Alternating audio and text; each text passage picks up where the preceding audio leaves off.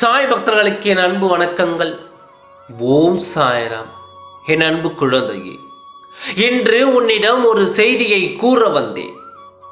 எங்கோ இருக்கும் உன் துணைக்கு உன்னை பற்றிய செய்திகள் போய்கொண்டு இருக்கிறது என்று நான் சொன்னேன் அல்லவா?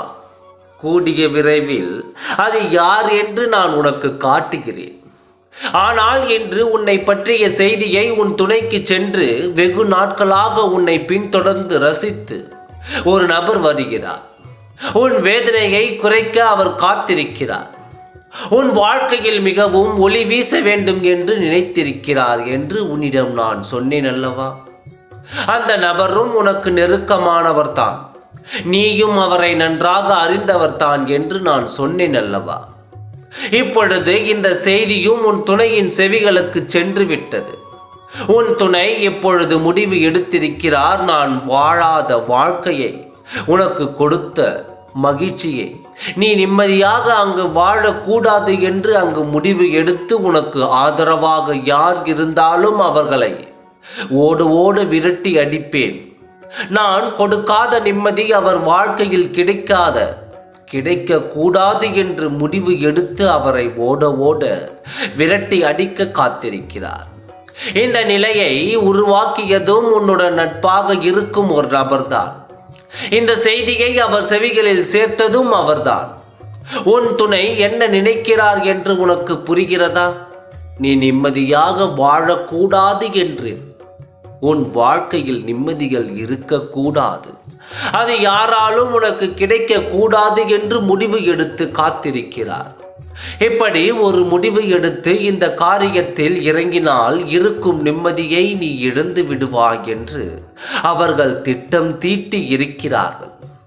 உன்னை சுற்றி யாரும் இருக்கக்கூடாது, உன்னிடம் அன்பாக யாரும் பழகக்கூடாது, நீயும் யாரிடமும் பாசம் காட்டக்கூடாது.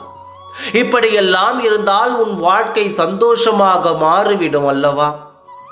அப்படியெல்லாம் நடந்துவிடக் கூடாது என்று இப்பொழுது உன் வாழ்க்கையை கெடுக்க அவர்கள் காத்திருக்கிறார்கள். இதை நினைத்து நீ வருந்தாதே. நான் அடுத்து என்ன செய்ய போகிறேன் என்பதை என் வாக்குகளாக உன்னிடம் சொல்லிக் கொண்டு தான் இருப்பேன். அவ்வாறு அவர்களுக்காக நான் இன்று யோசனை செய்து வைத்திருக்கின்றேன். அதை நான் நடைமுறைப்படுத்தும் பொழுது என் வாக்காக உன்னிடம் நான் சொல்லிவிட்டுத்தான் செல்வேன்.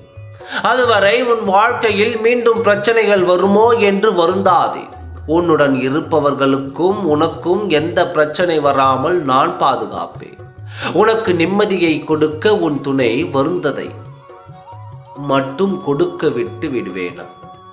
என்ன உன் சாயப்பா, உன்னுடன் தானே இருக்கின்றேன்.